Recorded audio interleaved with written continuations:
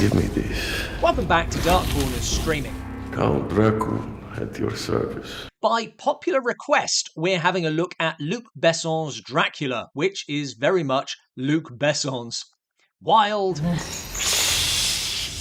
visually flashy. Is anybody here? And more camp than the Caravan Club. More blood, please. And your response to this largely depends on your taste. I found it a mixed bag, but let's get my main issue out of the way up top. Besson said that the original novel is a love story about a man who loses his wife and waits 400 years for her, strongly suggesting he hasn't read the novel, but he has seen Francis Ford Coppola's Bram Stoker's Dracula and really liked it. Seriously.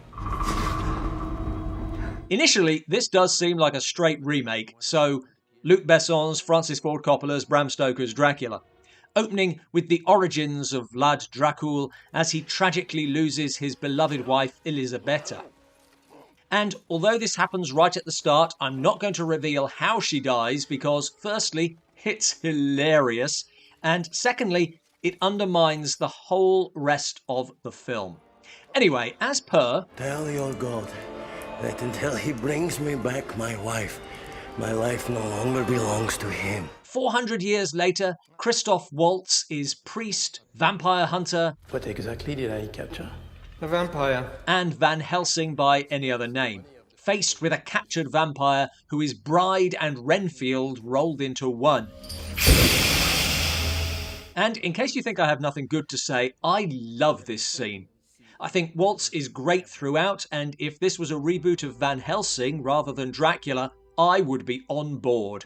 In another book it's mentioned that cloves of garlic will cause it to flee. I doubt this method is effective. You must be doing it wrong. What you need is... garlic. A lot of garlic. Garlic up to your ass. You have a crucifix with you? Returning to Dracula and the best-loved part of that story, Jonathan Harker hits the usual moments. Count Dracula. Before taking a sharp left-hand turn. Tell me your story. If you're going to try to do an original version of one of cinema's most ubiquitous names, then why not look at a period that no one ever covers? How did Dracula end up a lonely old man in a castle? What was he doing beforehand? It is a fragrance that I developed for over a century.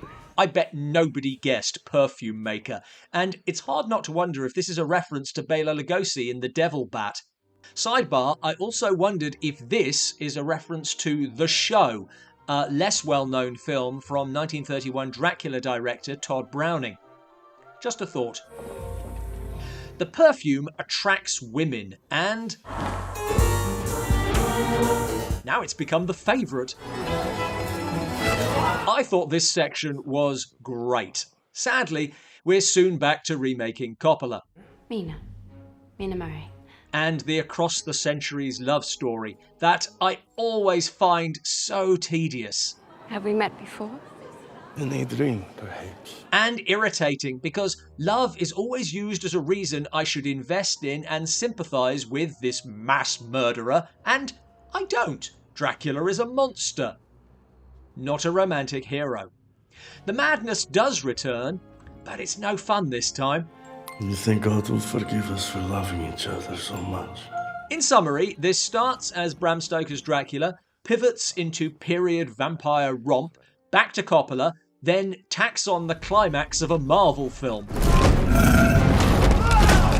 Ironically, I do wish this was more Luc Besson's Dracula. When it's just his ideas, then it's mad, and all the better for it. But when it's his dubious interpretation of Stoker, then it's dull. That man is a hematophagus.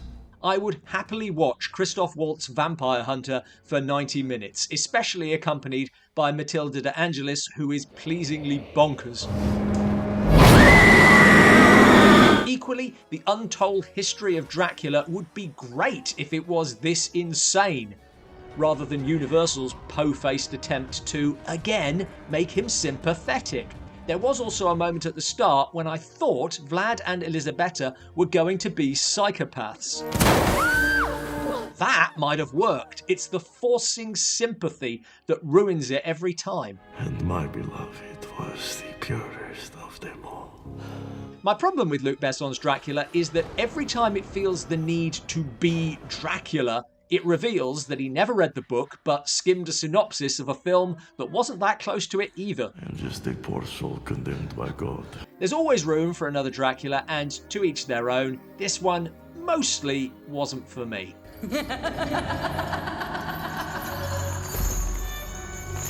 Thanks for watching. Please like and subscribe. I think I'm right in saying there is still no cinematic Dracula that sticks to Stoker, which is weird when there are so many films. What are your thoughts on this latest one and any other favourites? Let us know in the comments below.